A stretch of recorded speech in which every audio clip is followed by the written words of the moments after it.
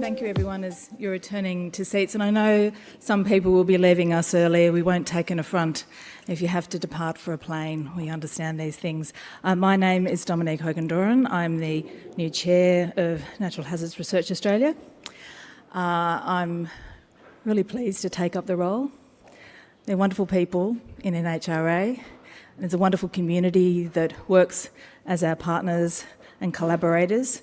Many of you are here. You keep photographing me. Please don't. Yes, my days of anonymity are receding again. We're meeting today on the country of the Kaurna people, and I do pay my respects to the elders, both past, present and emerging. I do feel very privileged to moderate this final plenary session. I have promised to try to riff with some humour at times, but what we are going to be focusing on are serious matters, and one of the great things about this community of people who come together is we come here to try and find solutions to lessons that we've struggled to learn, and one of the ways we do that is by looking afield, looking past our shores to our counterparts. And one of the things we're going to do today in this session is to try and contextualise the lessons from the research that was undertaken in the aftermath of the LA fires, and then discuss what that means for planning and operational response and resilience and recovery within the Australian environment. We're really fortunate to be joined for our final keynote with Dr Faraz Hedayati. He's travelled from North Carolina to speak. He's got an 8-week-old at home. He's been given an extra day's leave pass to come back through Sydney, which I'm delighted by. But he's done incredible work. He's been the lead research engineer with the Insurance Institute for Business and Home Safety. IBHS is an independent non-profit organisation that's been at the forefront of scientific research and resilience in the US. In the wake of the devastating Los Angeles fires, Faraz was one among the first researchers on the ground doing that really important critical post-disaster field investigations. And through his first-hand observations and his rigorous analysis, he spent the past year translating that data into really valuable insights, helping communities and decision makers, not just in the US, but worldwide, to better understand risk so that we can have stronger, more resilient futures in the face of these catastrophic events. Now, he's prepared a great colour and movement slide and animation presentation, and then he's going to join us in a great discussion afterwards. Please welcome our speaker. Thanks, Dominique.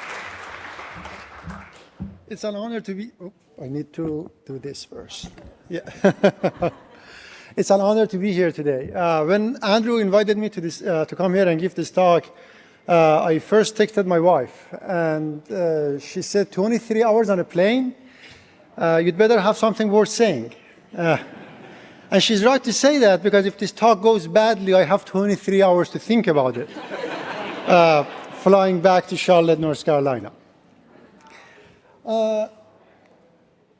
I took this photo when I was investigating the impacted area after the 2018 Camp Fire, a fire that wiped out the town of Paradise, 20,000 structures, 88 people.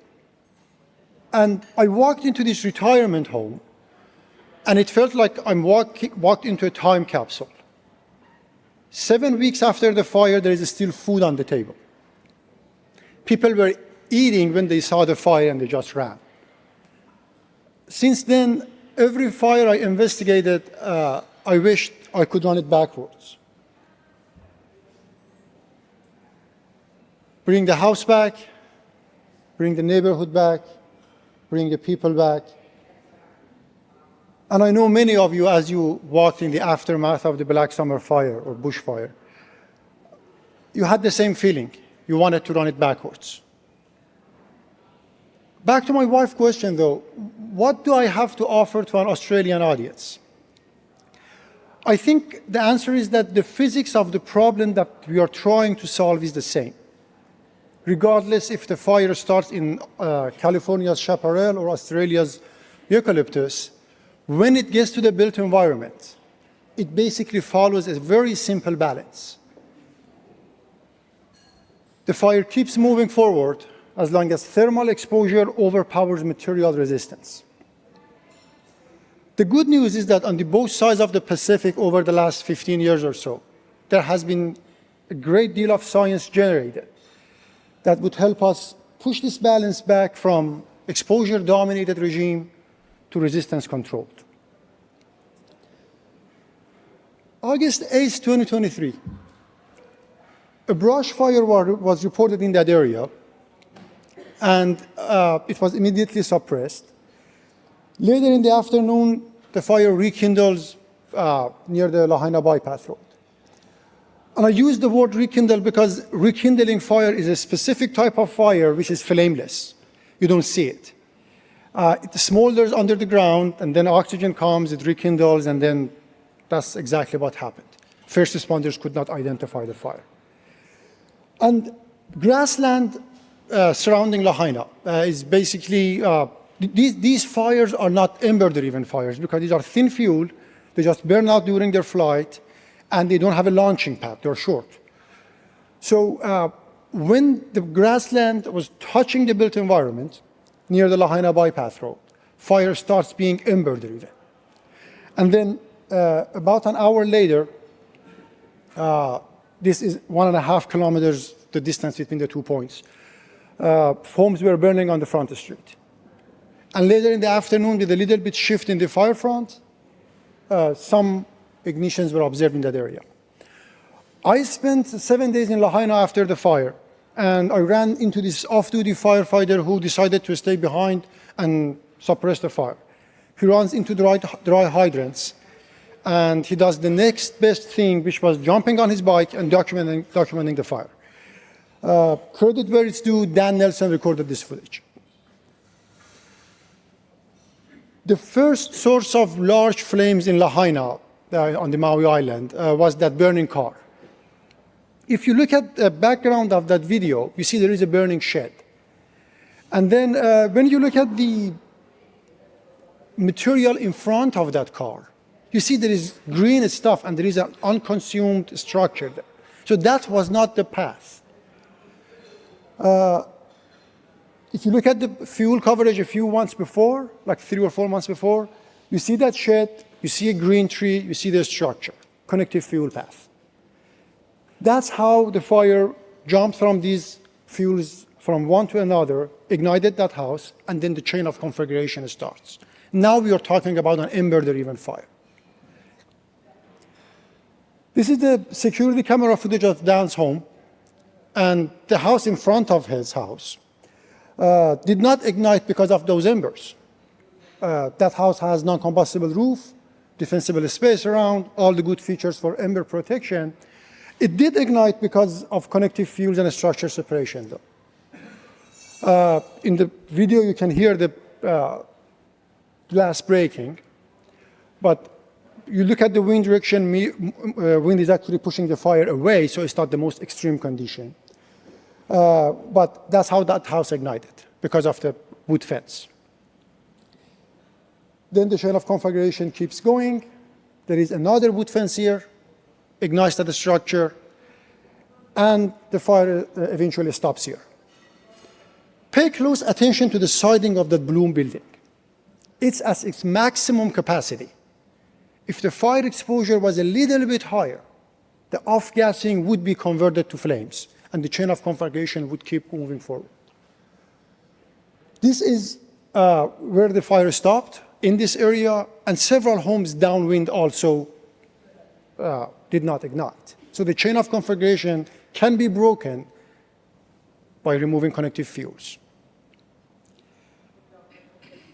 My team collected about 200 or surveyed about 200 homes in Lahaina. And we built a machine learning model, and we did some fancy statistical analysis to see what are the dominating factor. I'm not going to go through down that list, but we saw that, interestingly, they could be binned into 3 categories. How far buildings are from each other, structure separation distance. what that distance is filled with, connective fuels, and then building materials. This does not mean that building materials don't matter. This means that we were into an exposure-dominated regime that building materials did not have a fighting chance. But this is not the first time that we run into an exposure-dominated regime. 1666 fire in London. The environment was in an exposure-dominated regime. Back then, fire became a center of gravity or center of discussions in political forums. And financiers, politicians, scientists sat together and found a solution. And that was widening the streets, strategically demolishing some homes to increase separation distance, and use non-combustible material. And it did work. In the first half of the 19th century, the frequency of severe conflagration in the developed world was reduced by 50%, and in the second half of the 19th century was essentially zero, with some expectations like the Chicago fire. So what has changed? We did solve this problem before, but now we see a return of conflagration in our built environment. Land price in California is up. I'm sure in many parts of Australia it's the same. So understandably, builders put homes closer to each other. We live in more affluent societies. We have more cars, more hot tubs, things of that. I need to step back. Things of that nature between homes, and that provides a connective fuel path. And we use more petroleum-based products in our homes. So the energy release rate when a house ignites is much higher. But it doesn't stop there. The environmental factors have also changed. The first one is because of the climate patterns. We see more severe drought conditions. While you're looking at that background video, which is in Altadena, look at that flame behavior and ember production. About 6 million people were living in areas that were classified as severe drought condition the day of the fire, and actually several days before. And also we had wind gusts of 95 kilometers an hour. Santa Ana winds in California. These are down-sloping winds in different parts of the world. They are called different names. Santa Ana in California. In the Rocky Mountain area, they're called Chinook. Here, I think you guys call it phone winds. It's basically the same mechanism of hot, dry, fast wind going down the train, and if ignition happens, it fans the fire, and fire in an uncontrollable way moves forward. Ember production goes up, flame spread goes up, but it doesn't stop there. There is a secondary effect of this kind of wind, that it overpowers the convection column of the fire. So all the heat that was supposed to go up in the atmosphere now goes downward. And it preheats material up to 300 or 400 meters ahead of the fire front. It can create 3 kilowatts per meter square heat that can dry out fuel, precondition combustible materials on buildings. So they are very susceptible. As the fire gets to the built environment, it's preheated, so it moves forward pretty fast. So long story short, after 400 years, we're back into an exposure-dominated regime. Now what? There was a gap in the science that we identified in 2018 after the tragedy we saw in Paradise, that only one place could conduct these kind of experiments because of the facility. The Insurance Institute for Business and Home Safety is a nonprofit, as Dominique said, funded by the insurance industry in the US. We test everything at full scale, and this was one of the first fire experiments we had. We repeated this 23 times. We started with a simple fire, which is a one-compartment fire, and the variables that we tested were wind speed, separation distance, the shed material, the relative angle of these two buildings together, and the material on the target building. And we also measured heat flux and temperature on the target building as well. And then we saw different damage modes, from cosmetic damage to envelope. Embers could get into the attic, so with putting a vent there, it could block it, but the vent needs to be replaced to maintain the right ventilation. So that's a few $100 fix. Cosmetic damage, different damage on the windows, window panes, window frames, the moving sash of the window, all of those were damaged. You need a handyman to fix it. That's a cosmetic damage. And then ignition of different combustible material on the target building. Well, that's loss. We could see different damage modes. And I used cosmetic damage, envelope damage, and destroyed because of the occupancy. Cosmetic damage doesn't impact occupancy. Envelope damage does, but destroyed. It's clear. But we ran into a big problem. The traditional understanding of fire could not explain these damage modes. What we historically know from fire, like the photo that I have there, my colleagues at NIST ran that experiment in 2006. And the way that we do this, we put some fuel in a compartment, we ignite it, flames come out, impact some material in front of it, experiment is done, remove the fuel, refresh everything again and again and again. That kind of fire follows the curve that I have on the screen over there. It goes up, stays, dies down. And that had shaped our understanding of fire. So imagine I have a rope, I keep stretching it until it breaks. That's the relationship between fire and damage, or the heat intensity and damage. Look at that video. As the fire gets more intense, the structure collapses and shapes the flame to go away. Then the fire gets more oxygen, then the side door collapses. Then the fire burns hotter, then the whole structure collapses. So that means that it's not stretched until it fails, it goes up and down. So any value of traditional understanding of heat flux, energy, none of those could be correlated to damage modes.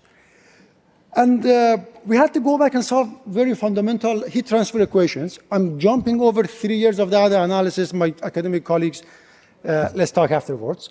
But essentially, if you look at different building components, the response time of those material is between 5 and 50 seconds. So it's not an instantaneous value.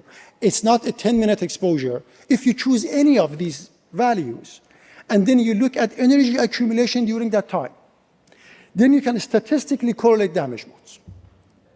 That paper is published in Fire Technology, is 70 pages or so. Most of it is in appendix, so luckily it's not as bad when you download it. But I want to give you an example. If 100 kilojoule per meter square fire or energy packet happens, what does that mean? It is covering the whole spectrum of cosmetic damage. So 100%, we're going to see cosmetic damage. It's about 60% into destroyed. So likely, very likely, we're going to have destroyed. Envelope. And then it's not touching destroyed. So statistically, we can expect that this is how we can connect different damage modes to heat metrics. But we did not stop there. We pushed the envelope, and we ran experiments funded by CAL FIRE and the insurance industry in the US. These are 70 square meter residential homes filled with furniture, and different building materials, separation distance, all those variables were still in place.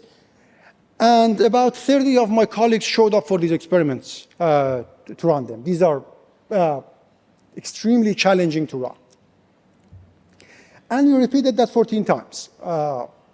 And that is about 4 million Australian dollars to finish these experiments. There is still more to come next year. So the variables were distance, separation distance, wind speed, connective fuel between structures like a shed or a car in between. And we intentionally put the source building into an exposure-dominated regime. That source building is compliant with modern building codes. But if it's exposed to that kind of fire, the weakest component in the chain fails, which is windows and doors. So regardless of what you have on your siding, that would go first. And then fire gets into the building, and well, does that mean that retrofits don't matter? That's a wrong angle to look at this.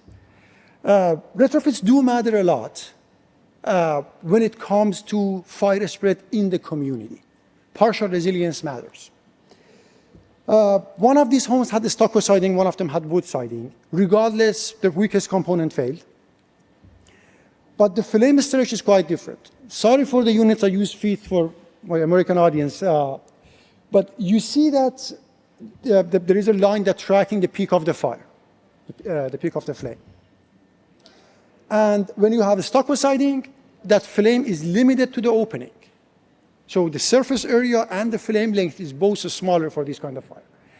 But when you have wood siding, it actually gives a momentum to the flame, and flames can reach almost 9 meters ahead of the fire. Stucco is probably 3 or 4 meters. So if I want to go back to the calibration curve that we had before, this basically tells us if we see a specific damage mode or energy fluence, how can we correlate that to a damage mode? So we could use this filter and pass new energy fluence through that.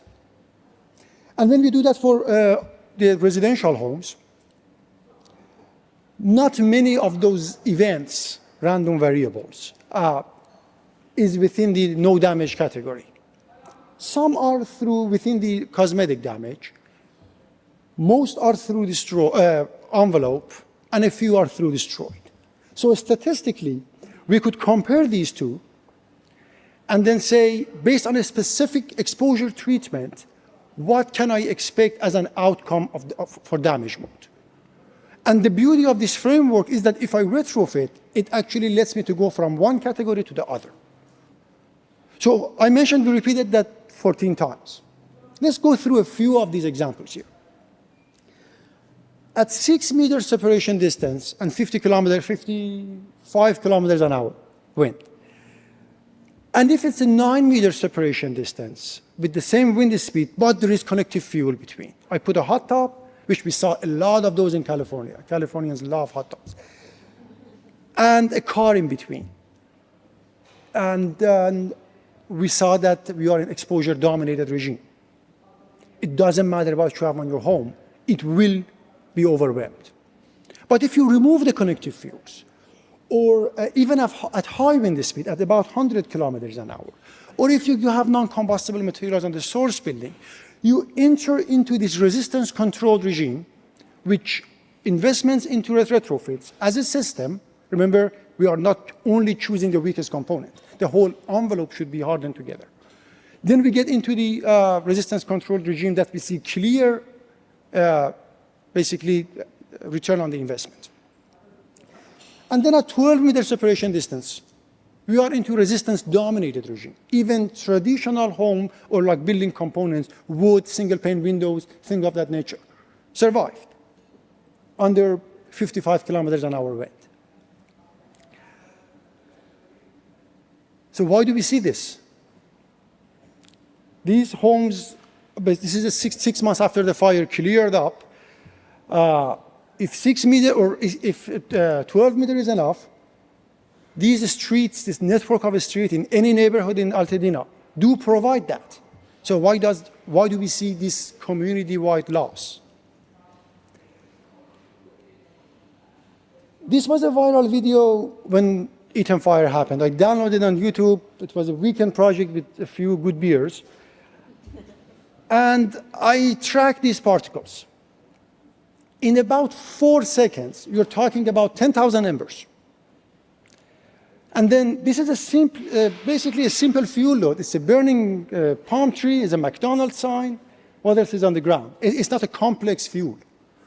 When it comes to a more complex fuel, like a burning structure, my colleagues at UC Berkeley helped us during these experiments, and they estimated that we're talking about 6.5 million embers from one burning structure leaving that 70 square meter residential home. Some of these 6 million people embers burn out during their flight. Some of them accumulate around buildings, and some enter the buildings. And if we mitigate this, then we are looking at reducing the vulnerability significantly. Then we can count off the separation distance that all these streets provide. I ran an experiment and allowed an ember to get in. We mimicked that. You see that the ember could ignite that sofa, and then it's Christmas time in this home. With about a minute, the fire uses that Christmas tree, goes up against the ceiling. Now we are talking about traditional textbook fire behavior. Smoke accumulates against the roof, against the ceiling, gets thicker and thicker, starts radiating heat down, everything starts burning. This whole process is 4 minutes. So it's very important to not allow embers to get into the building, because at that time, this is already too late for first responders to do anything about it. So, number one, limiting ember entry into the buildings. Some of those embers accumulate around homes. This was a house in Altadena during the Eton fire. We spent about 10 days after the fire in that area. And you see that the specific home has about 1.5 meter concrete pad just underneath the window. And then on the other wall, there is mulch. Embers could land on both. Those embers that accumulated right below the window just burned out, but the other ones converted to flames. And then if you see that discoloration on the wall, there is a pipe there. That flame could go through that pipe in, get into the garage, and first responders come in and save the structure. This shows clearly how important it is to maintain a defensible space around homes. And when we do that, we're not talking about saving one structure. If all structures are mitigated like this, the probability of having community-wide ember production is significantly lower as well. The clearance should not be only horizontal. It has to be vertical as well. About 15 centimeters at the base of the wall needs to be non-combustible. In all of these examples you see here, those wood components ignited, first responders jumped in and suppressed the fire. Otherwise, it would be a different story. We would not have some damage to take photos. It could be a pile of ash. But it's both horizontal and vertical. And we summarized all of this into Wildfire Prepared Home program. This is about the 15 years research built on what the fire community generated around the world. A lot of it is based on Australian research that you guys did here. Some are European and Japanese, and some is basically what my colleagues did in the US. There is not a one-to-one translation between this and Australian building culture, but to my earlier point, the physics of the problem is the same. If we do this, we can push back the system from an exposure-dominated regime into a resistance-controlled regime. And the takeaway, that's me after 7 years of running these experiments. It's gonna be ugly. We all may fall. But we can get back up. And I guess that's the whole point. We can build all these communities back stronger, better, and be hopeful for the future. And that's my team. Thank you.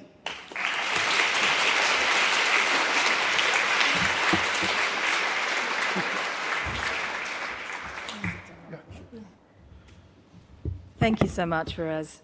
I'm going to invite up our three panellists. Joining me now, Brett Loughlin, the Chief Officer for the South Australian Country Fire Service, currently chairing the COSC as part of AFAC. Melissa Pexton, the Deputy Commissioner of Strategy and Emergency Management at the Department of Fire and Emergency Services in Western Australia. And Kylie Macfarlane, Deputy CEO and Chief Operating Officer for the Insurance Council of Australia and connected with the Centre, NHRA, for more than 5 years. Kylie has to leave shortly this afternoon because she's got dance Sedfords that she has to be attending to. It's important to have a sense of community in place, and we're all connected with our families and communities. I'm going to start with, we're going to have a discussion today. We're going to do our best to cover a fair bit of ground. We're going to talk for about 50 minutes and then we're going to take questions. I've got extra questions. I have promised I won't cross-examine anybody. It's going to be gentle. But just, Faraz, as we're thinking about what your experience, and there's so much to be learned by seeing it visually. And one of the things that the Royal Commission in Australia in 2020, the commissioners, most of the commission was run in Canberra under circumstances of lockdown because another disaster befell us, COVID. But the commissioners, just before we were all locked down, did get to come down to South Australia and go out to Kangaroo Island and see for themselves the devastation. And there's so much important about being on the ground and seeing it.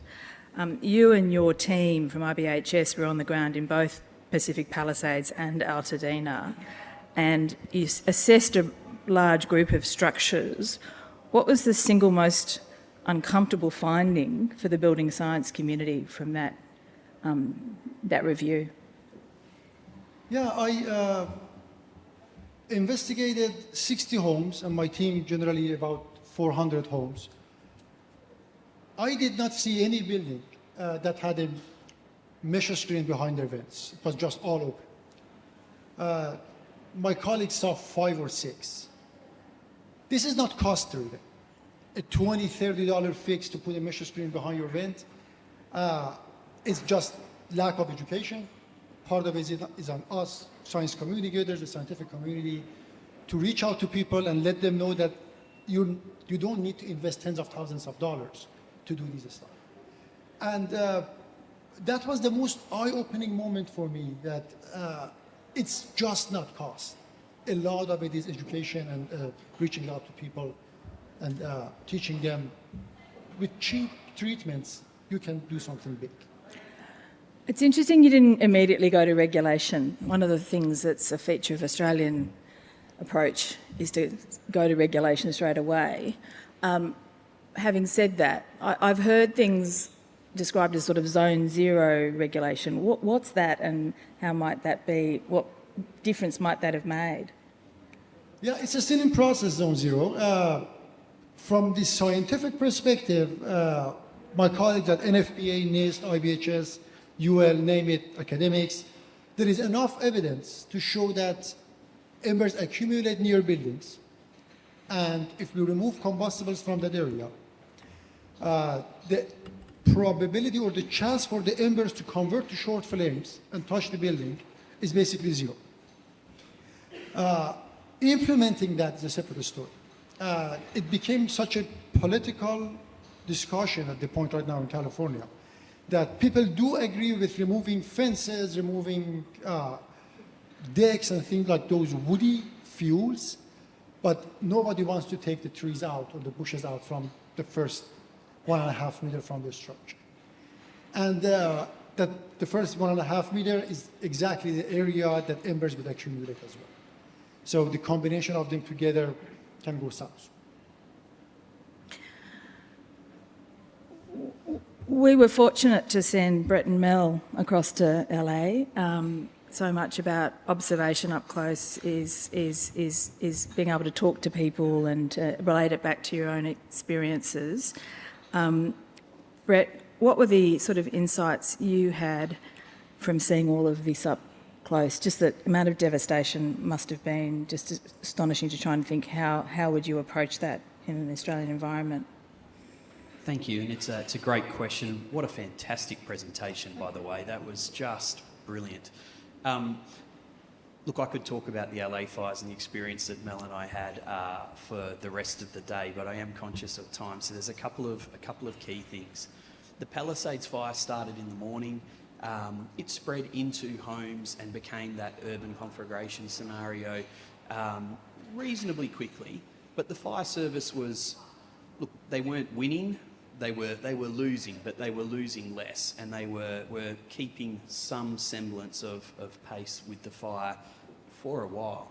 And they got to night time, and they thought, we're going to be okay. And that's something I feel myself. You get to night time in the fire service and you go, okay, we might be all right now. Things are going to start to improve in a few hours. And then they had the Eaton fire start. And the thing I want to pull apart from the Eaton fire is just the time, which Faraz touched on. So that fire was first detected by an LA County fire crew in their fire station. The wind was horrific. They were nervous. They see the fire start. They immediately hop in their truck, drive out of their station and around to the Eaton Canyon Reserve, and they're going to try and make entry up to the fire. And that's taken them a couple of minutes to drive around. And within 12 minutes of them seeing the fire, they have homes alight on the edge. And before they can think about redeploying to those homes that are alight, a nursing home, some 300-bed nursing home catches fire, and that's within 20 minutes. 20 minutes from first seeing the fire start, a 300-bed nursing home is on fire. That would be the biggest job going in an urban or in a volunteer capacity, whatever kind of fire service model that you run. That would be the biggest job of the day, evacuating 300 people from a nursing home, trying to keep people alive, they're vulnerable. And that was just the first 20 minutes. And as they're responding resources to the nursing home, fires are starting 6 to 8 blocks away. So you cannot respond your way out of this. There is no response model. I went over there thinking, geez, they must have made some really interesting command decisions. There must have been some missed opportunities. There must have been, something that they could have done differently, something we'd do differently in Australia. And instead, I just hopped on the plane on the way home and thought, oh wow, it's time for a new career because this is this is not good. There is not a fire service in the world that could do anything different when you get that house-to-house ignition and the fires are 6 to 8 blocks ahead of you. And you saw both the Eaton fire, which was a lower to medium socioeconomic area, and you saw that house-to-house and you saw all those challenges. But it's not an issue of money, it's not an issue of understanding, it's not an issue of capacity, because the Palisades is the most expensive real estate in the US, just about.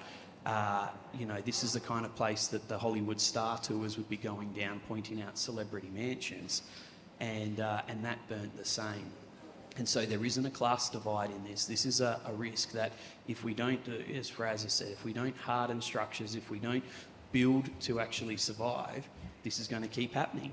And it will happen here in Australia, because whilst we have building codes and we have some of those principles that we've tried to adapt and adopt, once you get your occupancy certificate, we don't check, we don't maintain, the methods for sustaining this aren't there. The culture of sustaining that isn't there. We love our trees in Australia. We love our wood chip mulch. These are things that are going to lead to an urban conflagration in this country. And though the inevitable Royal Commission will focus on response and they will wonder, why didn't the fire service get there within 2 minutes as opposed to 4? Why didn't they mobilise 50 trucks instead of 100? Why didn't they throw more aircraft at it? It's not going to make a difference, because the same thing will happen again. So we can't respond our way out of this, and that was my key take-home from the LA fires. Mel, and I won't pass from the Royal Commission into Roram. The reason I say that is that, the 2020 Royal Commission was different in that it tried to take a constructive, forward-looking approach rather than looking for heads on sticks and sort of apportioning blame.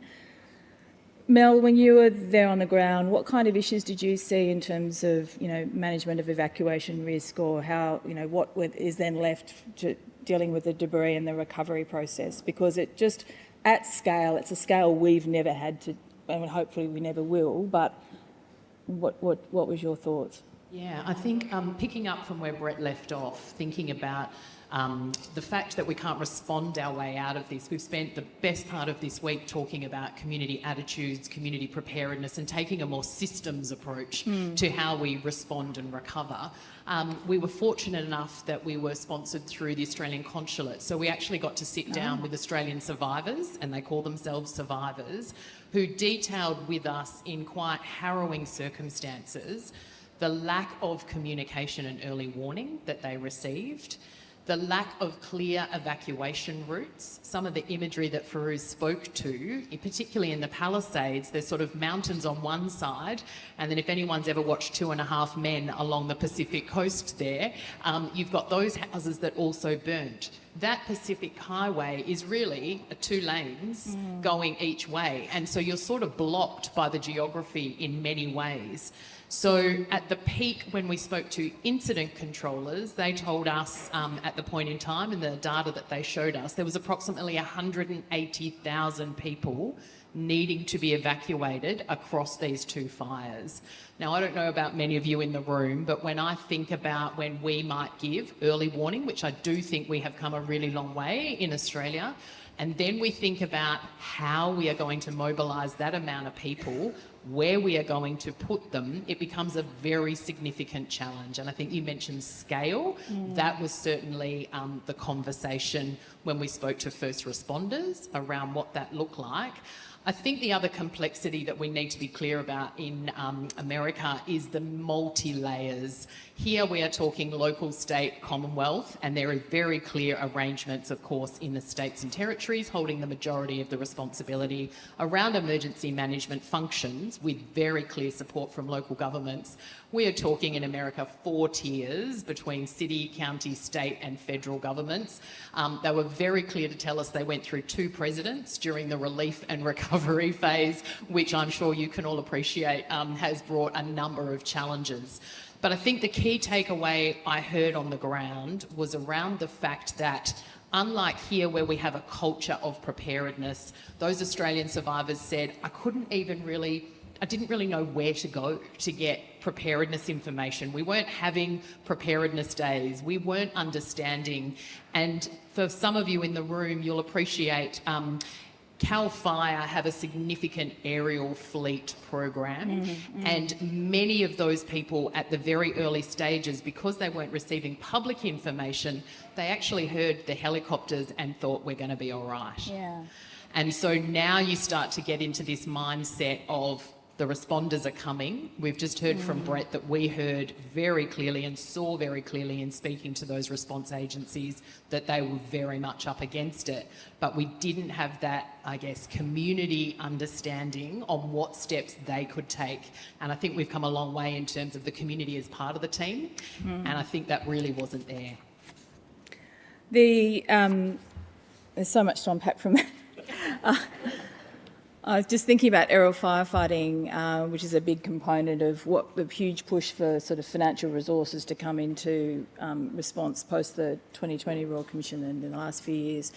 But of course, aerial firefighting just wasn't as useful in the Palisades and Eaton fires because of the wind, the velocity of the wind that was coming from the Santa Ana. A lot of what you're talking about is needs for preparedness, and ultimately that's an identification of risk and then how we govern and impose those controls or expect controls. And a lot of this comes back to where these communities were and how they came to be, that land was coming to be used for homes. The LA fires happened in a period following significant growth of communities into wildfire-prone areas. Faraz, your IBHS research, how does that have implications for design and building future suburbs and where we put communities in the future? I want to pick up on where you stopped. It's a much more complex political system in the US when it comes to resiliency. So just about California, there are state responsibility areas and local responsibility areas. And then CAL FIRE maps the hazard in these 2 categories. If you fall into very high hazard, that's a mouthful, very high hazard severity zone, then building codes do apply to those areas. So the vast majority of the Palisade area, that falls into this, and the insurance companies pay basically for the rebuild to the local building codes. Well, that's easy. They're going to build with resilient materials. But only about 10% of the area in Altadena falls within very high hazard severity zone, right at the edge of the community. So it means those people could be built, can get the money from their primary insurer to build with resilient materials. The rest of the area, there are no requirements. So people can choose to build with resilient materials in mind, but they can also not. And the way that the local authorities are going around this is to persuade people, give incentives to them. That if you build with stucco, with double pane windows, with all the good stuff, you get some money. And I don't think that covers the whole cost. So it puts us back into the problem of communication. How can we tell people that similar to fastening, like putting your seatbelt on when you sit in the car, that's like that. You don't get money from your insurance companies to put your seatbelt on, but you just by default do that. Kylie, good chance to bring you in from the Insurance Council of Australia. We've heard some examples of incentives and obviously for a risk-based approach to pricing, incentivising and giving mitigation discounts. Are these the answers, or are these only part of the answers, and what else might there be? Look, I was very privileged to actually go to LA 6 months after the fires at the invitation of the Commissioner of Insurance, the California Commissioner of Insurance, over there and speak at his conference. And I think it's important to understand the difference between the insurance market in America and Australia as well. They run an indemnity model, so the insurer doesn't build your home back, they give you a cheque. And that's their job done. Very simple, very clean. In Australia, we rebuild the house. And we rebuild it typically like for like. That's what your contract says. It is a contract of sale. That's what you've purchased. Some insurers do offer a build back better opportunity, but yeah, that's priced into the premium. Incentives are important. And we are seeing more of that in Australia, and I think big call out to the Resilient Building Council at Bushfire app. We have a number of insurers, Andy Dyer's here today, IAG is one of them. Who will recognise the resilience that you put into your house for bushfire and impact your premium as a consequence of that.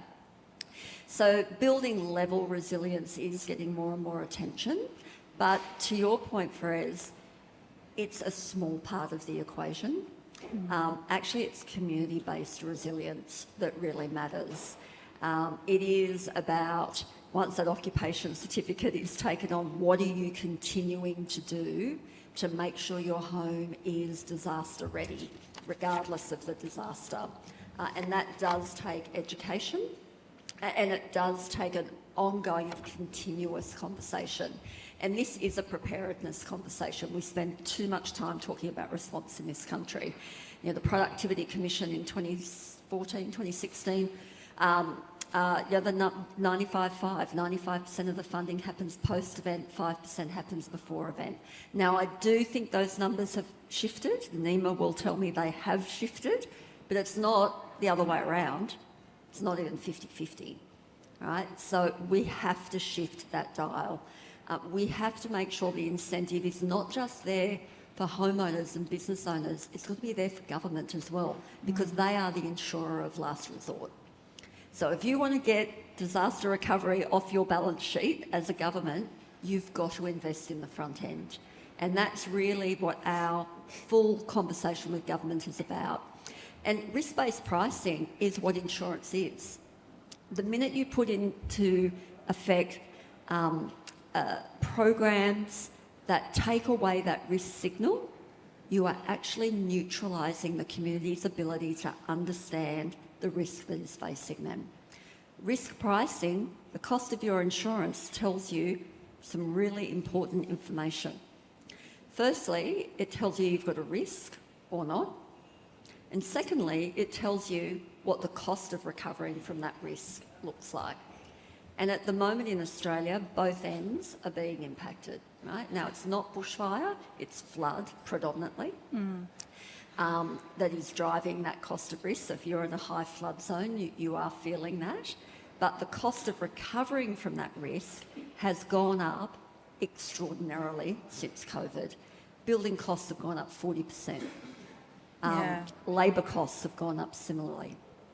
The cost of recovering from the risk eventuating is actually driving that risk-based pricing as well. So you can't take away those risk signals, they're really important. But what we've got to teach people is to understand that that's not a price signal, that's actually a risk signal. And what am I going to do about it if I get an insurance premium and it's $25,000 and I don't understand why? And unfortunately, there are a lot in our community who don't understand why. You spoke about fire and you've also spoken about floods. I mean, in the circumstances of cyclone, there's been a lot of efforts to, retrofitting programs to harden homes. But we've also seen, potentially in the absence of established market failure, nonetheless, government stepping in and taking over the cyclones reinsurance pool and making that kind of aspect. Is that a future we have for all hazard risks? Yeah, what we've got to remember is the reinsurance pool is a reinsurance pool. It's there to insure the insurer. And it was there to bring competition back into the market. The market hadn't failed. There were insurers available. It's brought more insurers back into the market, sure, but it hasn't had the impact on pricing that was promised through that, because that's ultimately it wasn't its job. Reinsurance is there to provide the availability of insurance to insurers. What's really important in far north Queensland and far north Australia, ultimately Western Australia as well, given your activity over the last few years, is that those household interventions. How do we strap down roofs? How do we make sure garage doors don't fly off? How do we make sure fencing, which is the biggest issue, fencing doesn't fly away? And we have seen some really good household incentive programs, particularly in Queensland, that insurers have also recognised and that allow people to do cost-effective interventions at a household level. A lot of what Kylie's spoken about now is sort of information for communities so they can make decisions about where they live and how they prepare. Mel and Brett, misinformation and disinformation, particularly in the age of social media and, God forbid, weather influences, is proving, I take it, to be a real challenge. What are the kinds of things that your organisations are doing to address those issues? That's a big question. That is a very, very big question, and it's been some topics, I think, again, from conversation, so it's lovely being last and we can maybe pull some of those threads together. I'll speak from a DFES perspective. We, I guess, have embraced social media in a really big way. If you haven't taken a follow on our DFES socials, we are talking to a very particular audience based on some really good research. We find good humour and we find very topical ways to keep our messaging very appropriate for our audience, because we know that as a community member, if I ask you to take your current sector hat off, you are bombarded by a number of messages. And my kids get all their news from TikTok. Correct. Yeah. Correct. Horrifying as that is, yep. Yes, my colleague, my DC of operations, has been known to do a few little TikTok videos just to spice things up and keep things interesting. I think, though, that has to be coupled with getting as close to the community as you can. We are very lucky in our sector that our volunteer network, so about 26,000 in Western Australia, actually are part of our community. So behind our Facebook, our Instagram, whatever those feeds are groups that are actually our volunteers who are receiving the same information but are also very credible voices in their community. So those shares, passing that stuff on, having those conversations both online but also in real face-to-face human interaction become really, really important. We've also, through our risk capability team, started using some tools to actually scrape and see what is happening, where is that misinformation, what is happening out there, and then using that to continually inform either during the incident or in the lead up, and then in recovery, how do we address some of that information. So I think, the panel at the end of yesterday were talking about AI and some of the tools that are available. We are really leaning into that in a way that supports those ongoing relationships that are required, but gives us some real-time opportunities to address some of the misinformation. Brett? Look, it's another one of these topics we could spend the whole day talking about. A couple of things come to mind. Who saw the photos or the video images and the Facebook stuff about the Hollywood Hills sign that was on fire when the LA fires occurred? Right, that was massive. The fires were nowhere near the Hollywood Hills sign, nowhere near it. And that's the kind of mis and disinformation that they were battling with. And this is the most media-savvy market in the world, and they were absolutely struggling. Now, there's a couple of things that are in our favour in Australia, but we know that things that happen in the US come here in Australia in a pretty timely fashion. So this is not a if, it's a when, it's a thing we're dealing with now. But we still have tremendous brand trust as fire services with the community. Broader government, perhaps not. Fire services, your emergency services, ambulance still poll really highly in terms of trust surveys with the community. And that trust will only last as long as we maintain it, and the public are looking for us for the information that they want, and that want from them has shifted over the years. So now they want to know everything we know when we know it in a timely, contemporary fashion, distilled to them in their locality, in their community, so they can make informed decisions, or they can take our advice and our warnings and our information and directions, and then they can review it and determine the accuracy or whatever of that. So we have to continue to adapt. We have to continue to ensure that we are putting things out there. So in California, they are putting the live stream from their intelligence gathering operational aircraft direct to social media. It's got like a 30-second delay so that if there's fatalities or something really distressing, they can maybe scrub that section. But they are putting it out there, and I'm like, wow, that's really bold. We're not doing that. People would be watching their home burn down in near real time if we started sharing our live streaming data. The community's not ready for that. And their response was, well, at every one of our fires, even if it's small, we'll have 2 or 3 news helicopters who are doing this exact thing. So if we wanted to maintain any relevance in this space, we had to release it. And they have. And so this will be our challenge, is how to keep having honest conversations that keep pace with community as we go through. The other thing I'll just touch on quickly is we've seen some great success in South Australia, but other fire services as well. When we know we've got like a catastrophic day forecast, we're really pitching to the community for their help. We're really saying, everyone's in this together. This is not a fire service problem. This is an all of us problem.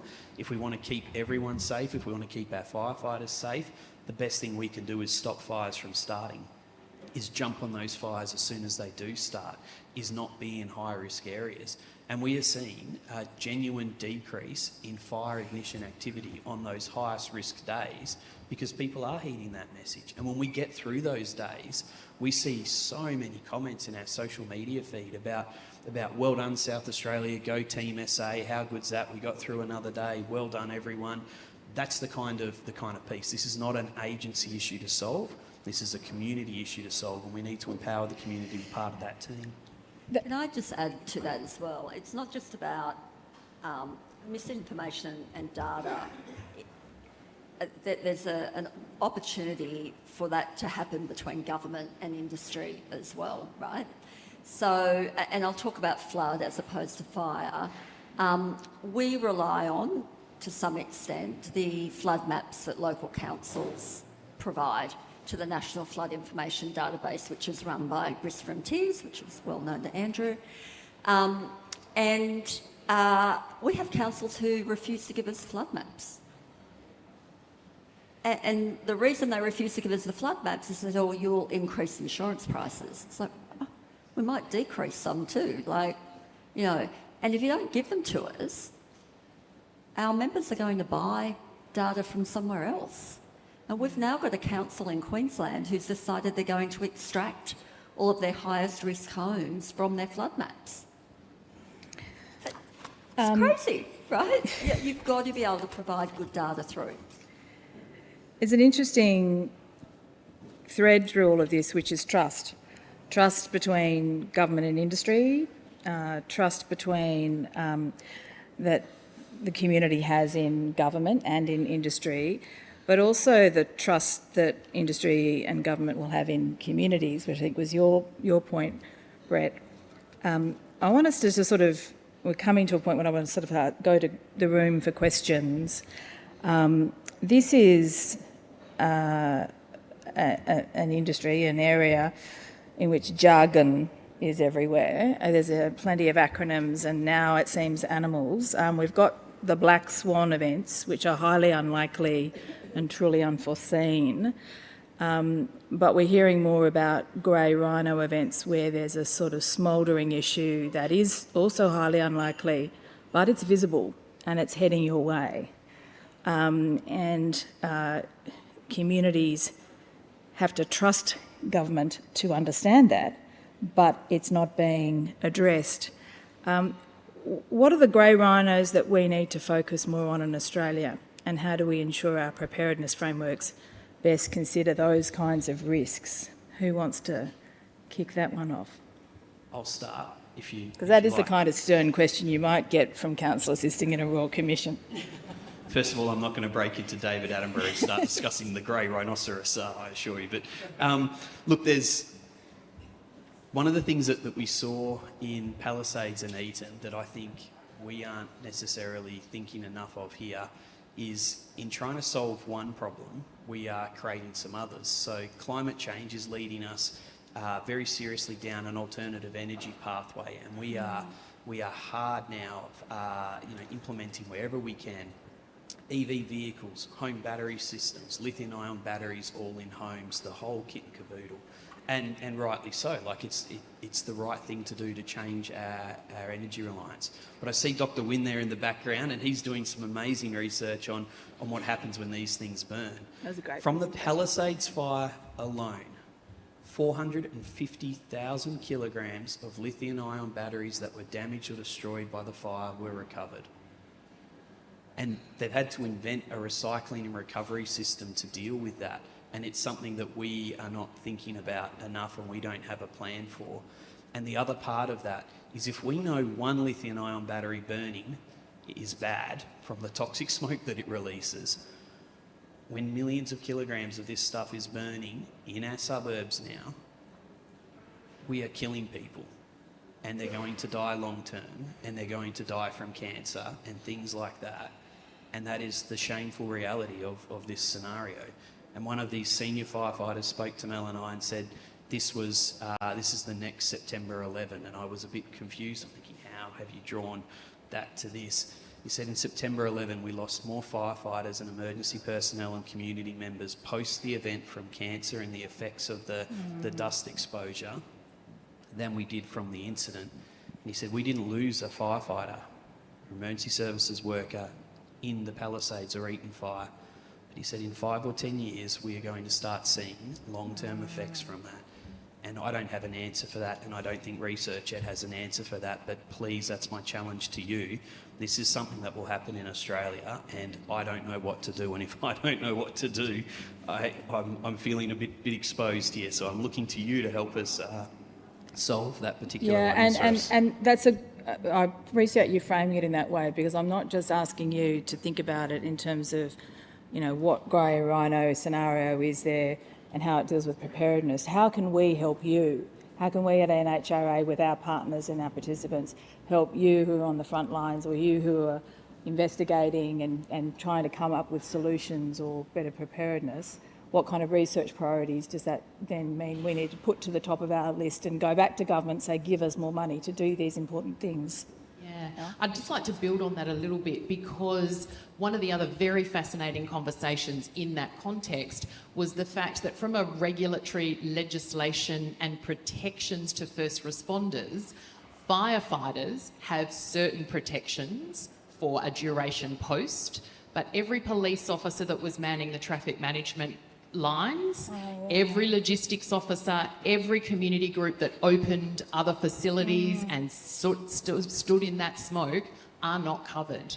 So I think this full picture of a system is really critical to this conversation, because we will definitely see it through our own lens and try and make those improvements. But if we really truly want community to stand up, if we really truly are going to do this multidisciplinary piece, we need to think broader than just the emergency management or emergency services sector.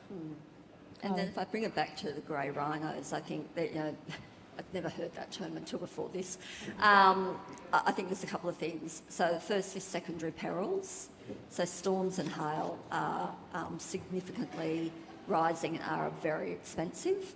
When we look at our own insured data, particularly from the end of 2025. And the other is flood. I mean, like, it's the grey rhino that's sitting right next to me, right? Like, we know. Yeah. I mean, I'm wearing a grey suit. I'm now, jeez. I actually commented on his suit when I saw him today. I said, look and flash, Brett.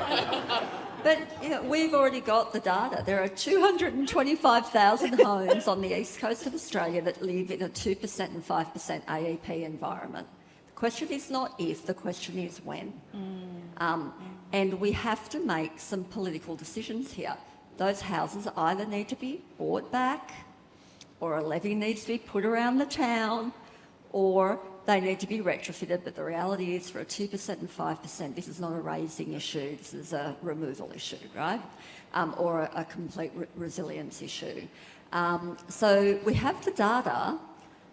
We need to think about resilience investment in the same way we think about big infrastructure investment, defence spending, healthcare spending, because this is actually about the future of our nation and the future of our built environment. Mel? Faraz? Yeah. I would say my view on resiliency is basically always after the weakest link in the chain. And from the engineering perspective, I believe that is communication. In Australia, I believe it's a better system to communicate to people. Good luck telling people in Texas to remove a bush near their house. But here is not that environment. So I believe, at least for me, learning from how this can be implemented in Australia, we can take back those lessons to the United States and say, this worked.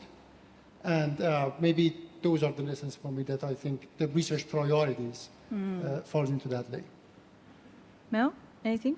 I'm not sure about grey rhino per se, but I think from where I'm coming from, this calibration of our expectations of this shared responsibility is really coming to the fore the more we see. And I think a lot of government intervention has occurred to a point where I know there are certainly research, but certainly a lot of water cooler conversations about this dependence and reliance versus the resilience piece of the conversation. So I think, my personal belief standing in communities post major events is that I have been exposed to system failures around data and information, yet if I take Cyclone Seroja, impacted 16 local governments, 2,500 structures damaged, I couldn't get the data I needed, but coming towards me was a community group at one community meeting who had been locally driven during COVID, had stood down, reactivated and actually unfolded about 7 A3 sheets of paper where they had door knocked everyone that they were worried about and handed this to me. It was a little bit like, everything I needed as well as local information was standing in front of me. We get scared by community, is my view, and I think we really need to have a serious conversation. When we talk about shared responsibility, we have to share and be able to receive. It's interesting. I saw that, I went to Iceland and was really struck by how people in their homes were prepared, ready to evacuate their family, but part of it was a shared acceptance and acknowledgement that they were also responsible for their neighbours and the community, and there was just this readiness and preparedness. I mean, admittedly, one would be, given the circumstances, but there was a sense of community that I think, so much of our modern, isolation comes from social media and the online world. Being connected in our communities is so critical to building our own resilience across these issues. Now, we've got 20-odd-ish minutes for questions in the room, which I may or may not have a stampede of questions. So please raise your hand. Oh, here we go. This is looking good. While the microphone is taken to you, I was just reflecting on the kinds of projects that NHRA does, and we've touched on the themes in all of the responses today: communities and workforces of the future, resilient built environment, sustainable, safe and healthy natural landscapes, operational response and innovation, resilient communities, situational awareness, evidence-informed policy, strategy and foresight, and learning from disasters. Thank you. Les. And if you Thank could you. identify who you are, that'd be great. Thank you. My name is Peng Bei. I'm from Adelaide University. So we talk about a lot of flooding, bushfire, cycling, and I believe these all acute effects. On another matter, heat wave as silent killers. So we found the silent killer heat wave killed all the people in a combination of all other natural disasters. That's right. So my question mainly is for Kylie. In the ICA, do you have any research strategies to support such research? So we did a lot of work in this research area. We found that increase of mortality, increased mobility, increase of productivity loss at local level. Oh, by the way, we're happy to provide such mapping to you. Yeah, no, it's a really good question. And as someone who's worked in sustainability for a long time, a heat wave is just so misunderstood, and we build these concrete jungles and then wonder why everything's so hot, right? So we don't insure lives. That's Kylie. So the Council for Life Insurers, actually, I think is where that responsibility and consideration sits. And I would probably defer the question over to them. But from a general insurance perspective, heatwave doesn't have a consideration ultimately. It's interesting you're talking about heat waves because, as you say, it's Australia's largest killer in terms of natural disasters, but wasn't actually strictly initially part of the terms of reference of the Royal Commission in 2020. Recently, we've also started looking at issues like lethal humidity. So those kinds of issues of like how do we deal with people at scale, and not just the messaging, but how do we evacuate at scale, or how do we bring people into places that will help them survive? The kind of real issues of survivability at scale, our issues are getting harder and more confronting. Okay, yes, please, thank you. G'day, I'm Andrew Dyer from IAG. I insure about a quarter of the people in this room for their bushfire risk. Extrapolating out from how much money I collect, I reckon our industry collects about $1 billion in premium just to cover bushfire risk. So with that as context, I'm going to ask the panel my favourite question. For resilience, how much money do you need? Where are you going to get it from? And how can the people in this room help? What was the last bit, sorry? So how can the people in this room help? Oh, yes. So Yes. I'll give you the stat. The state governments collect more in stamp duty on insurance products than the insurance industry makes in profit. Okay, let that one sink in. The state governments earn more in stamp duty tax from insurance products than the insurance industry makes in profit. So insurance is one of the few double taxed products in this country. It attracts CGT, it attracts stamp duty, and in New South Wales, it attracts the ESL. So in New South Wales, particularly if you're a business owner, 40% of your premium is actually tax. So I'm just giving you that stat because it might help you think about your answer. Someone made a really good observation to me yesterday about resilience and the cost of resilience, this issue of how do we get the money, what do we do it? And somebody said to me a different way of looking at it is it's the cost of avoidance, avoiding the hard questions.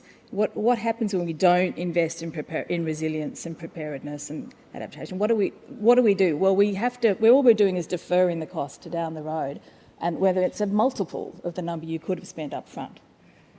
Is that a hard truth? No, and the point's well made. We spend more in recovery, rebuilding after emergencies than we do in any of the three other areas. And we sometimes lump response in with recovery, and that annoys the rubbish out of me because we have to respond to fires, and the more fires we actually put out, the less emergencies it will have. And so response is still an important part of the thing, but we do not fund response to the same way we respond to recovery. So I want to call that out. In those first three areas, government agencies can only operate with the budgets that we're given, and the budgets that we're given don't favour the areas that agencies would like to invest in a lot of the time, and that is a real challenge, and that requires a society mindset shift and change. And that's a tricky one. That's beyond all of us in the room. But we've got to continue to lobby. We've got to continue to offer sensible reasons, evidence-based budget bids and business cases that we can put forward to governments across the country at all levels. For all of you who work in this space, you know how hard it is to get projects up that relate to preparedness and resilience and planning. And so it is not an easy one to fix. Where's the money going to come from? Government is going to have to do. We're going to have to continue to lobby them. But private public partnerships is going to have to be something we explore more and more in this country. In California, given the prevalence of billionaires that they have, they've got this benevolence fund that the wealthy and elite can contribute into, that they then they use for some of these initiatives that they can't otherwise get government funding for. There's ways we could create revenue streams in this country to do some of the work that we need to do, but it will require different thinking, and it will require us to stop beating up probably the agencies and going, you need to spend more on resilience, or you need to spend more on this. We literally can't. We've got to actually put this back to government, to our elected officials, and get them to shift their mindset and their thinking, because that is ultimately where budgets are set in this country. And look, NHRA is not just an organisation that funds research into the hard science of investigating the different kind of hazards. We have a big push into resilience, into and adaptation research, and we've increasingly expanded our investments in research to social science work and longitudinal studies, and I think there's it's an all things we need to do. By the way, are there any questions on Slido, the technology? Is that with us? No? Okay, good. Down the back. Sorry, Mel, you wanted to add something? That's okay. I think I'm really fascinated by that question, and I hope my team are making notes about your commentary, Kylie. I think the reason I'm so challenged by answering that question in terms of what does it take is that we don't do a lot of it, in all fairness. It's different work. It is very different work. It is time consuming. It doesn't occur in budget cycles, and whether that's annually or political cycles, and it's a different workforce. Yeah? So my brain can't come up with the dollar, but I will, and I'm going to find you, because I think that this is that differing piece about how do we think differently to act differently, and I actually genuinely believe that some of the financial support that needs to drive that or empower that work isn't always, to Brett's point, going to come through a normal Treasury budget process. Yeah. So thank you. You've really made me think. That's a really great question. Down the back. Celeste Young from Victoria University. I wanted to follow up on the social research question, because the government's had all these inquiries. They put forward a research sort of framework, and social science is implicit in it. And in view of the fact that people are the face of the emergency management system, it is the key thing for social innovation. What are your thoughts around how we can bring value to that area of research? Yeah, I'll kick off. One of the interesting challenges, I think, of the EM sector is a little bit of the lights and sirens identity, if I can put it that way. I often think about emergency management a bit like a central government function, because it is so cross-cutting, and we've heard that today. I sit with colleagues, and I think if we take the lithium example, we weren't invited to the initial table that sets out policy reform for all very good reason around energy diversification and, all of the right arguments. But we've just recently had a fire in a industrial area that was not being regulated, had not been checked, and we've spent the best part of nearly 4 weeks there. And people are asking us, what are we going to do about it? And so I think that, yes, there is dedicated research that needs to tackle through an emergency management lens, but equally, how do we then actually harness and leverage, because we know decisions that are made in other sectors impact and have consequence on what we do. So I think there is a duality here. There is certainly things that could be driven through the EM lens, but I also think it is about a partnership model where we actually take that research and consider its applicability to our sector. Any other comment, Brett? Just look, we love the social sciences. The more we understand the community we're trying to serve, and it is an ever-changing sort of piece, the better we can get our messaging, the better we can get our motivation right to them, and the better we can work with them. So we do need to absolutely keep that work going. We do see it, we do recognise it as valuable.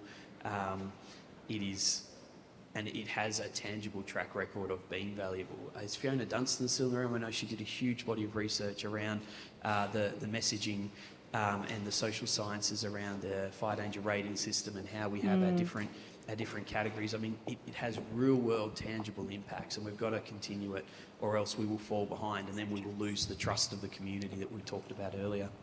And I think too, I mean, this probably won't answer this question directly, but it's something I think about a lot, is the impact of disclosure. So I live in Brisbane, okay?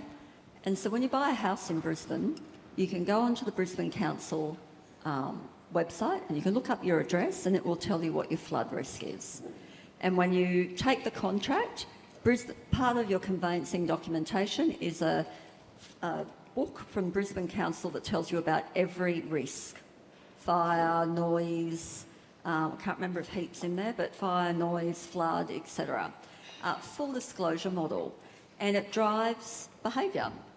And I think the more we understand how that drives behaviour, the better. You know, and I quite often say now, both in Brisbane and beyond, one, everyone should adopt the Brisbane Council model, and two, when you're going to buy a house, you should know the risks, they should be fully disclosed, and if you don't, run an insurance quote, because it'll tell you, right? So from a social sciences perspective, from a community concern perspective, we actually have to put information into the hands of the people who are making decisions, the most expensive decision of their life, which is actually buying a home or a business. I love, there was a story, look, a real estate agent was telling someone, that's all right, there hasn't been a fire here for 30 years, so you're safe. This is a pretty low risk sort of area. Now the fire that was 30 years ago was Ash Wednesday and was absolutely devastating, but you know, so if we don't disclose this information to people when they buy the house, they're not necessarily getting that information from trusted sources, and some kind of national scheme where you can make informed decisions would be transformative. That's a challenge for all of us as well. It's interesting. I mean, in Norway, we talked about Iceland before, but in Norway now, it actually, the responsibility for disclosure is on the homeowner. So when you sell your house, you have to disclose all the risks of that property. And we do, you know, you shouldn't be finding out by surprise.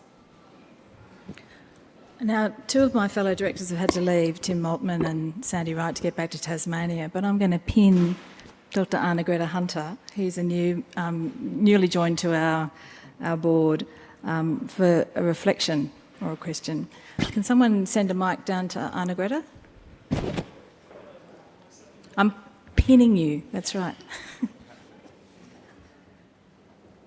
I just wanted to say thank you to the panel for an amazing conversation, and as Dominique has already said, it really ties together so much of the themes of the work that's done and funded by NHRA. What I'm hearing from the panel is this extraordinarily important element of human life, of what we're here for and why we do it, which is that connection between people and place. And in the Australian context, learning and reflecting on listening to our First Nations voices and understanding that people and place are so strongly connected. I just wonder whether that's a framework which is useful for emergency response, useful for community engagement, useful for discussions about the extraordinary challenge of issues like relocation, repurposing, redesign. I wonder whether the panel would like to reflect on that. Absolutely. I think we've heard some presentations again. I'm sorry, just to leverage everyone else's beautiful work. Certainly, I was lucky enough to attend the masterclass, and we heard from Veronica, who again opened earlier. I have also had the privilege, I guess, of being really up close. We had some flooding in the top end of Western Australia in Fitzroy, and it was an incredibly, probably a career highlight, if I can put it that way, in terms of rethinking and reshaping how we, I guess, establish our usual structures. We talk in recovery a lot about the core recovery principles and around how we walk in and understand context. When you're faced with a very different context, it's amazing how that stretches you to places that you potentially wouldn't have ordinarily gone. I think the long-lasting impacts of holding, I loved Veronica's concept of, you know, not this assigned sort of responsibility, but where you all hold responsibility. We had elders, and I sat under a tree for the best part of 2 weeks to listen to what their needs would be, because on the soapbox, impact does not equal need, and listening to what that looked like, but then co-designing those structures, if you like, in our language, to really think.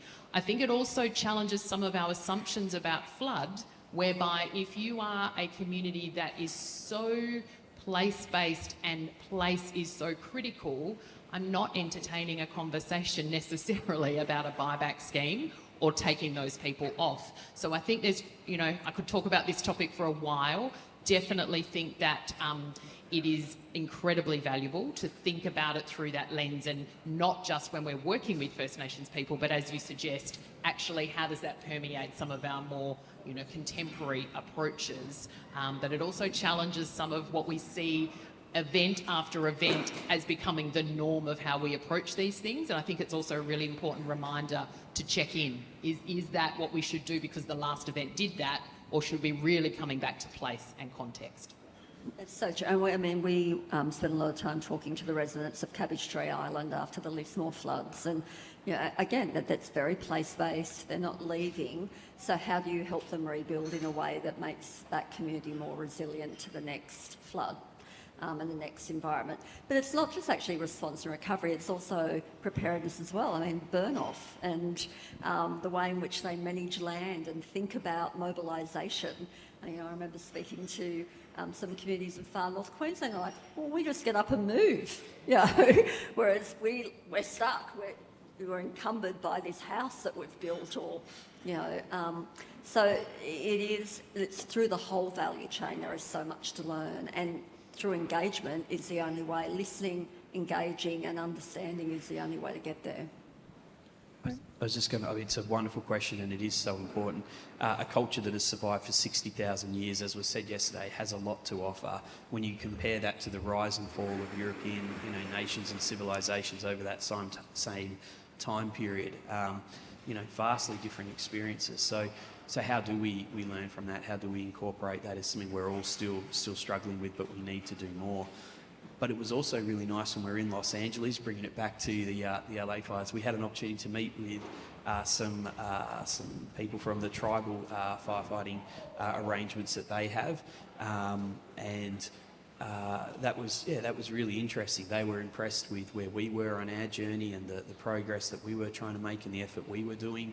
And they had some interesting, you know, things to add to that conversation. So when we talk about First Nations cultures, it is a global conversation. There's a bigger element to it too. How do we take this information from everyone who's gone before us, and how do we ensure it informs our quest and our desire to survive into the future? Well, I think we've run out of time. Thank you to our panellists, Faraz, Mel, Kylie, Brett, and thank you everybody for today. I'm going to... actually, let's just do that.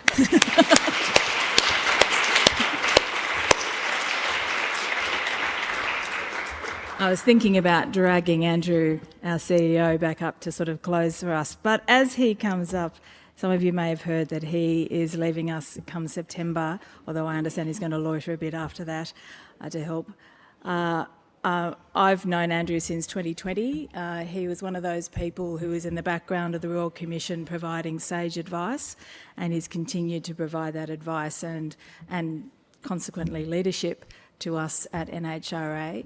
I've been constantly impressed by his energy, his tenacity, his knowledge, his connections, and he's been an incredible CEO. We'll be sorry to see him go, but he will have our best wishes.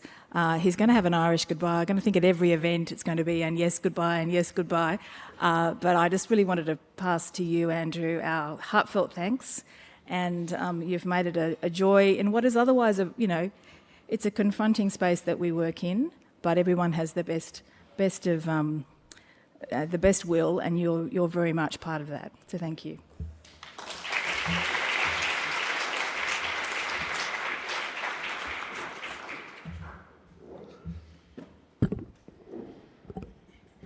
Wow, what a great forum we've just had. Thank you very much, Dominique, for those kind words. Yeah, fantastic forum, bringing so many amazing people together to explore and share research, which is all about the NHRA vision and mission, which is about safer, more resilient and sustainable communities. You guys have done a great and fantastic job. There's been a buzz in Adelaide, I'm sure it'll make the news at some stage, the buzz that's been in this building.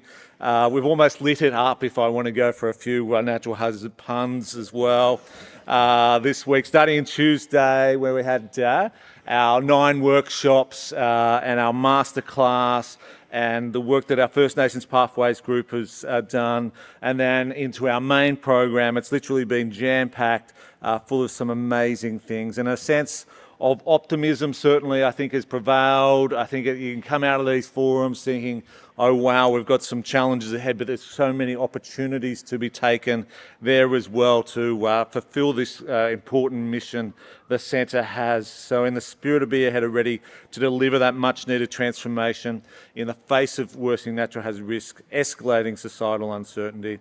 And we've seen the true depth of collaboration and outstanding, impactful, multidisciplinary research program. I want to thank everyone for being part of the week. It's only your participation in sharing ideas, challenging the thinking, and helping to shape where we all go next, which is so very, very vital. And NHRA is all about creating a space, but it's what you guys do in that space which absolutely counts. And you've shown what that means today. So I think that deserves a round of applause for you all for coming along and really contributing.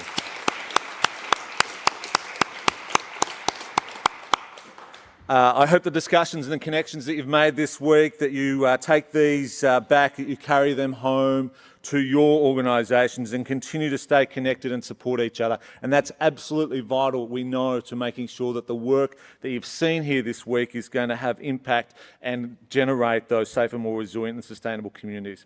Congratulations again to our fantastic award winners. What a great privilege it was to hand your awards to you the other evening. And it's great to be able to celebrate your achievements and impacts that you're doing, and well done, and be able to do that in this environment. I want to acknowledge the NHRA team. Many months of preparation have gone into an event like this to deliver such a comprehensive and successful research forum. It's truly been a collective effort. And I'm really, really proud of the NHRA team, not just for this forum, but all the work that we do together. And it's truly a pleasure to be able to lead you, and really appreciate your efforts that you do together to make these events and our program such a great thing. So again, just a round of applause for the NHRA team. So as I said, we encourage you to stay connected, not only to each other, but to NHRA. So there's some important ways to do that before we come back next year. Subscribe to our newsletter. That's a really great way to get all the updates on a very regular basis. Get along to our webinars, our other events. We're going to have a stakeholder event in Sydney in July there as well for those folk in New South Wales. Please get along to that and contribute in other ways to all the various research events and activities. There'll be an evaluation survey if it hasn't already landed in your inbox. As I said, it'll land in your inbox boxes very, very shortly. Please fill out the survey. Tell us what you liked about the forum, what you think we can do better next time. Your insights are always very, very valuable in terms of the planning and future forums. And yes, this is my final forum, my fifth and final. I feel like a sixth would be too much. You all have had enough of me by then. But yes, as Chief Executive, as Dominique says, and you well know, finishing up in September. It certainly has been an honour and a privilege to perform the role of CEO over the last 4 years. I obviously now plan to spend some time with my young family, but I've been very humbled this week and very touched by many of the nice words that people said to me and the well wishes that have been communicated to me. So thank you very much. I really have loved this job over the last 4 years, and certainly recommend somebody else putting up their hand to take it on. Though you have congratulated me, I also feel in this forum too, it's also important to acknowledge my family, particularly my wife Lauren, who really has kept the home front running whilst I've been travelling around. And many of you know I've got 3 little girls that certainly take up some of our attention, and with me travelling and working late, Lauren certainly kept everything going, which is just a fantastic achievement. As an organisation, NHRA will certainly continue to do amazing work. We've got an incredibly hard-working, innovative team, governed by an amazing board, led now by Dominique, and together with participants and the researchers, I have absolute confidence that the Centre is going to continue to evolve and keep on helping everyday Australians in terms of the work that needs to happen. And over the years, I have sometimes explained to people that my job is like being a gardener, and maybe I want to be a gardener, I don't know. But you know, planting the seeds, but ensuring the right conditions are there to see the plants flourish. And I'm not meaning but to say that researchers are like seeds, by the way, but our projects are like our little babies at NHRA, and we want to see them flourish. We want to have them to be impactful, and this week again has certainly demonstrated just how healthy the NHRA garden is. I feel like showing it off at a garden show, which is a credit to you all, and may that long continue. And thank you also to all our participants and to NEMA, researchers, NHRA for all your support. I certainly have learned a lot from you all. Like, you come to these forums and your mind explodes from all the knowledge and all the diversity of knowledge, which is really important too. My final challenge to you all, it's probably no surprise if you've heard me speak before, and sort of goes back to some of the work that we launched a couple of years ago about being bold, right? So be bold. You're already doing such amazing work already to help others, to make a difference. You're already building the evidence to inspire the future policies and capabilities we need here in Australia to have safer, more resilient and sustainable communities. The need, though, continues, and the need is certainly urgent. But it's fortunate that NHRA is well underway, and that you're in the room, and that we've got an amazing team to see that through. Work together, build those relationships. They're absolutely vital with others to share and collaborate. Support one another, keep occupying the space through conversations and debating new and bold ideas. I just say what an endeavour it is to make a world a better place for someone else, and by being in this room, you're certainly doing that. And so I wish you all very best for the future. May you continue to flourish. I'll come along to a couple of other gardening shows, I'm sure. And I'll be cheering you hard, and I certainly won't be a stranger. But thank you all. Safe journey home to you all, and good luck for the future. Thank you.